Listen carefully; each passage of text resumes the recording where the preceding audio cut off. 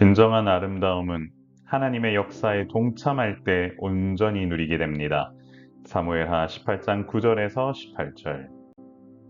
사랑하는 성도 여러분, 반갑습니다. 계속해서 압살롬 그리고 다윗 간의 이 관계를 한번 살펴보게 되겠는데요. 압살롬은 이스라엘에서 가장 아름답다고 칭송받던 자신의 머리카락과 그리고 위험 있는 노새를 타고 전장을 누빕니다. 그러나 정작 자신의 머리가 상수리 나무에 걸림으로써 이제 수치를 당하게 되는 장면이 나오죠. 그가 의지했던 노새는 주인을 버리고 빠져나갔고 결국 그는 상수리 나무에 머리가 매달린 상태로 오도 가도 못하는 그런 처지가 되었습니다. 이처럼 가장 자신이 아끼고 아름답다고 생각했던 그 머리가 자신의 발목을 잡는 덫이 될 거라고 압살롬도 몰랐을 겁니다.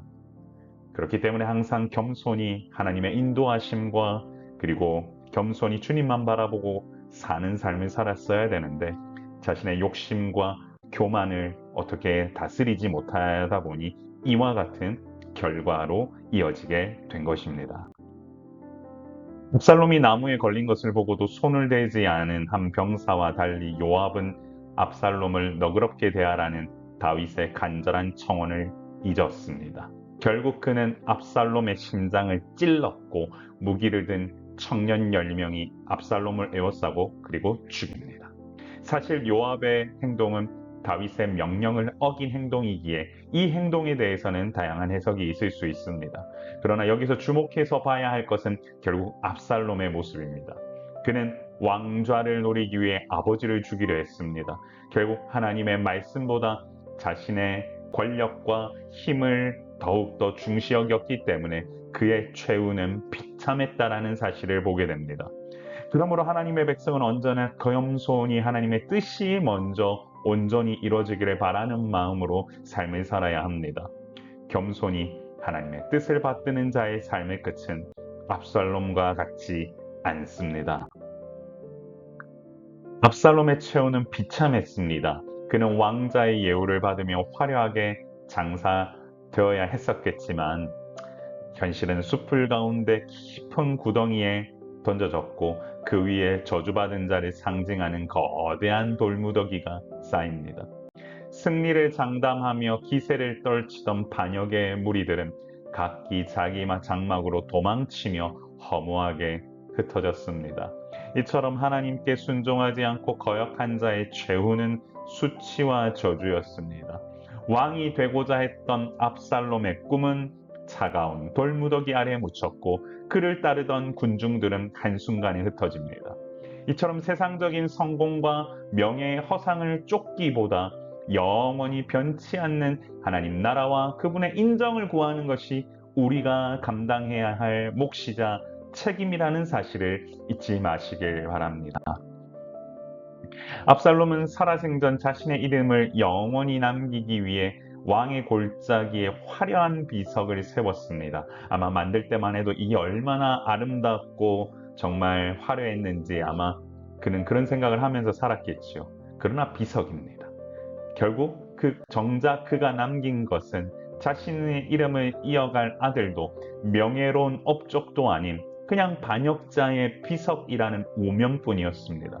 결국 자기 이름을 내기 위해 세운 기념비는 결코 사람을 영생하지 못하게 하지요.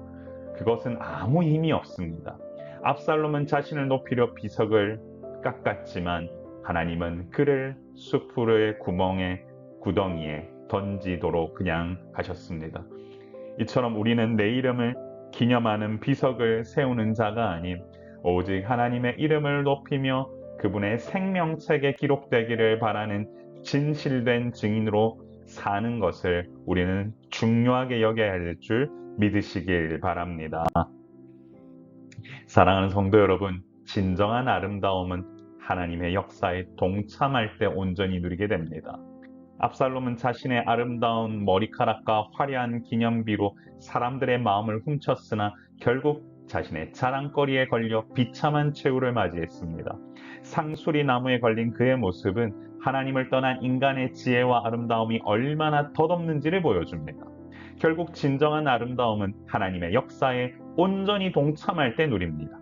내 삶이 하나님의 역사를 증언하는 산돌이 될 때 진정한 아름다움을 누리게 된다는 사실을 기억합시다. 오늘 하루 세상이 부러워하는 외모나 조건을 자랑하기보다 내 안의 교만을 먼저 십자가에 못 박고 나를 높이려는 마음을 내려놓고 끝까지 하나님의 주권 아래 머물 때 하나님의 마음에 합한 자로 살아갈 수 있게 된다는 사실 잊지 마시길 바랍니다. 사랑하는 성도 여러분, 이렇게 한번 우리 기도하며 나아갑시다. 주여, 진정한 아름다움을 온전히 누리는 주님의 자녀가 되게 하사 주님 원하시는 하나님의 역사에 온전히 동참하는 은혜를 누리게 하옵소서. 우리 모두에게 주시는 하나님의 놀라운 은혜를 기대하고 기다리며 오늘 이 시간 우리 또한 집중해서 기도하며 나아가길 원합니다. 저를 따라 한번 고백하며 나아갑니다. 주여 은혜를 주옵소서. 주여 은혜를 주옵소서. 우리 같이 기도합시다.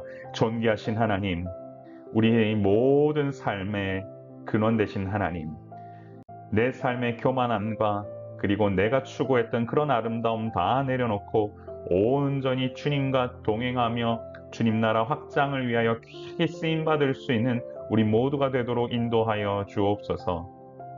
영적 전쟁의 끝에 내 이름을 높이거나 나를 드러내려고 하는 삶을 사는 것이 아니라 오직 하나님께만 영광되고 우리 가족 모두가 주님 앞에 더욱더 귀하게 쓰임받을 수 있도록 기도하며 나아가는 우리 모든 성도들 되도록 인도하여 주옵소서. 그리하여 압살롬과 같은 최후를 맞이하는 삶이 아닌 다윗처럼 주님 나라를 위하여 더욱더 귀하게 쓰임받으며 비록 연약하여 실수했지만 하나님의 마음에 합한 자로 살아갈 수 있는 우리 모두가 되도록 인도하여 주옵소서. 오늘도 우리에게 주시는 진정한 아름다움을 온전히 누리길 소망하오며 우리의 생명이시고 소망 되신 예수 그리스도의 이름으로 간절히 기도드리옵나이다. 아멘. 주님께서 주시는 은혜가 우리 가운데 넘쳐나길 원합니다. 오늘 하루도 승리하시고 항상 강건하십시오. 샬롬.